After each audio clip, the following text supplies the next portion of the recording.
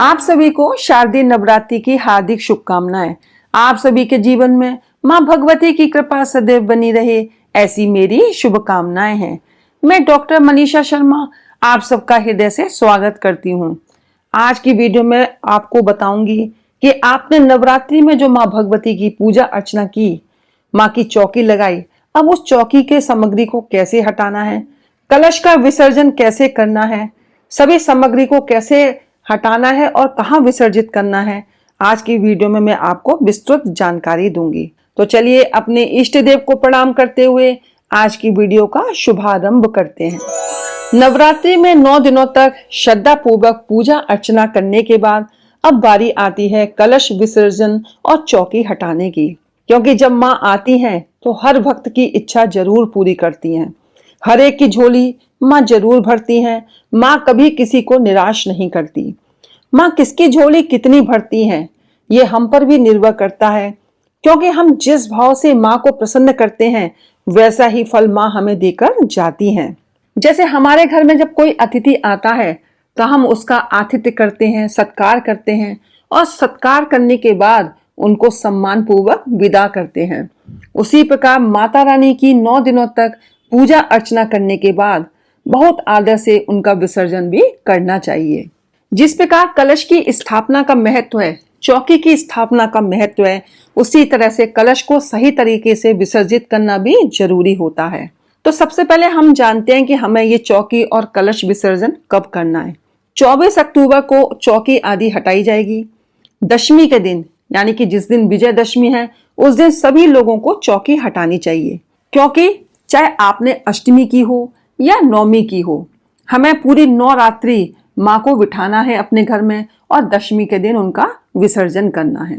दशमी के दिन आप जैसे माँ की विधिवत पूजा अर्चना करते आए हैं, आप उसी तरह से माँ की पूजा करेंगे, माँ को भोग लगाएंगे और उसके बाद गंध, चावल, फूल आदि से माँ की पूजा करेंगे और देवी की आराधना करते समय इन मंत्रों को पढ़ें। रूपम देहि यशो देहि, भाग्यम भगवती देहि में, पुत्रान देहि धनम देहि, सर्वान कामाश्च देहि में, महिषग्नि महामाये चामुंडे मुंडमालिनी, आयु आरोग्य ऐश्वर्यम देहि देवी नमोस्तुते। इस मंत्र को पढ़ते हुए आप मां भगवती को नमस्कार करेंगे।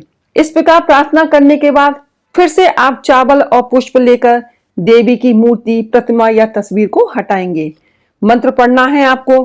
गच्छ गच्छ सुर श्रेष्ठे स्वस्थानम परमेश्वरी, पूजा आराधनम काले चा पुनराग मनाए च। यानी कि अब आपको ये कहना है कि हे मां भगवती, आप अपने स्थान पे जाएं और जब दोबारा मैं भगवती की पूजा करूंगी तब आप दोबारा आइएगा। इस तरह से आप इसको हिंदी में भी बोल सकते हैं, अपने शब्दों में बोल सकते हैं। अब आपको देखिए, मैं बताती हूँ कि आपको कलश को कैसे विसर्जित करना है, कलश को आपको कैसे हटाना है।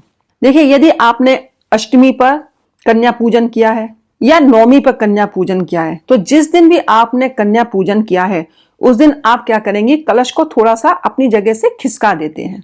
पूरा नहीं हटाते हैं, थोड़ा सा हिला देते हैं, क्योंकि हटाना तो पूरी तरह आपको दशमी के दिन है।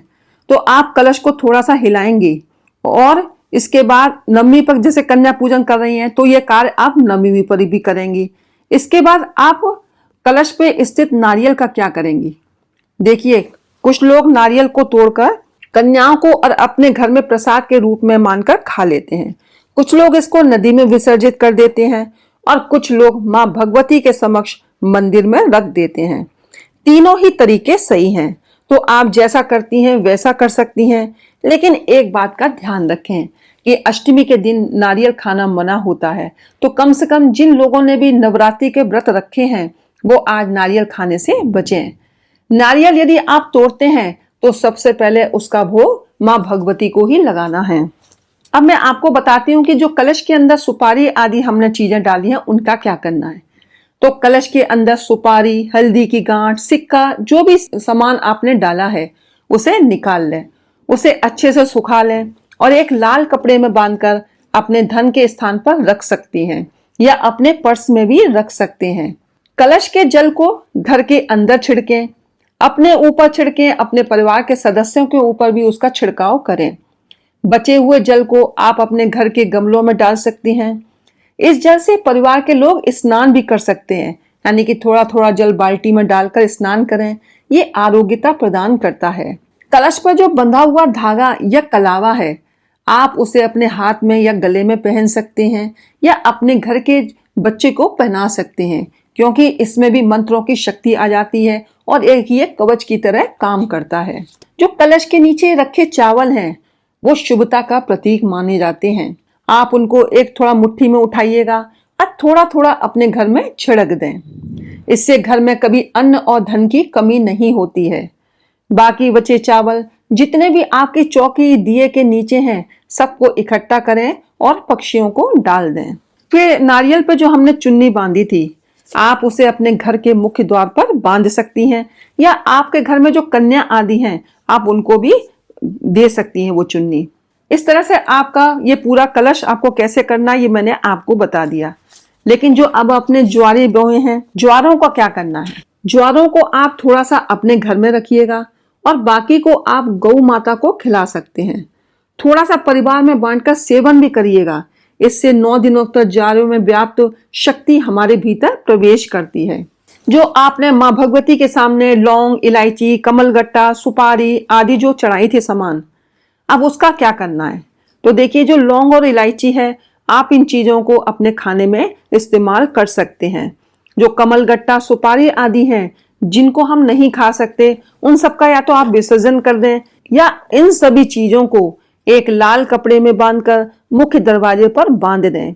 ये एक सुरक्षा कवच की भांति काम करता है और इससे नकारात्मक शक्तियां हमारे घर में प्रवेश नहीं करती हैं। देखिए, माँ की प्रतिमा अगर आपने मिट्टी की ली है तो आप उसका पवित्र नदी में विसर्जन कर सकते हैं, नहीं तो आप अपने घर में भी विसर्जन करें। सभी चीजों का विसर्जन आप अपने घर के गमले में कर सकते हैं और यदि आपके घर में कच्ची जगह है तो वहां कर सकते हैं। इससे हम नदियों को भी प्रदूषित होने से बचा सकते हैं। जो आपने माँ भगवती के सामने श्रृंगार का सामान रखा है, उसे सुहागिनों में बांट दें। कुछ अपने लिए रखें और नहीं तो माँ के मंदिर में भी रख के आ सकते हैं। जिसमें आपने ज्वारे बोए थे, उस ज्वारे के बर्तन को क्या करना है? देखिए, आप उसको पक्षियों के लिए पानी के लिए यूज कर सकते हैं। आप उसमें पानी भरें और आप उसमें पक्षियों के लिए बाहर रख सकते हैं। आपने जो 9 दिन अग्यारी करी या हवन किया या अंतिम दिन हवन किया है, उसकी राख बहुत ही ज्यादा शक्तिशाली होती है, तो आप उसको अपने पेड़ पौधों में यूज कर सकते हैं। ये पौधों के लिए एक अच्छा ऑर्गेनिक फर्टिलाइजर होता है। और आप थोड़ी सी हवन की राख बचा के भी रख सकते हैं। यदि आप किसी शुभ काम के लिए जा रहे हैं तो उसका तिलक करके भी जा सकते हैं। जिस चौकी पर आपने माँ को विराजमान करा था, उस चौकी को आप संभाल कर रखें। नहीं तो आप इस पर क्या कर सकते हैं? देखिए, अगर आपके घर में बच्चे पढ़ने वाले हैं तो आप स्टडी टेबल की तरह उसको यूज कर सकते हैं, लेकिन ये ध्यान रहे कि उसके ऊपर कुछ खाना पीना नहीं है। जब हम इस तरह की चौकी को, जहां माँ भगवती विराजमान नहीं, बच्चों को यूज करने के लिए देते हैं, तो इससे उनके ज्ञान में वृद्धि होती है और उनका मन भी पढ़ाई में लगता है। चौकी के ऊपर जो कपड़ा आपने बिछाया है, उसे संभाल कर रखें, धोकर रख लें और किसी भी धार्मिक अनुष्ठान में आप उसको पुनः इस्तेमाल कर सकते हैं। देखिए, माँ की अगर प्रतिमा आपने मिट्टी की ली है तो मैंने उसका तो बता दिया आपको, लेकिन यदि आपके पास तस्वीर थी तो आप उसको अच्छे से साफ करके अपने पूजा स्थान में रख दें या कपड़े में लपेट कर भी रख सकते हैं। इस तरह से आपने सभी सामग्री का वहां से हटा दिया पूजा स्थान से। इसके बाद आपको माँ भगवती से क्षमा याचना मांगनी है। चौकी हटाने के बाद उस जगह पर आप एक स्वास्तिक बनाइएगा, उसके ऊपर एक दीपक जलाइएगा और इस तरह से यहाँ आपकी नवरात्रि पूरी तरह से संपन्न होती है। माँ भगवती आप पर हमेशा कृपा बनाए रखें, ऐसी मेरी कामना है।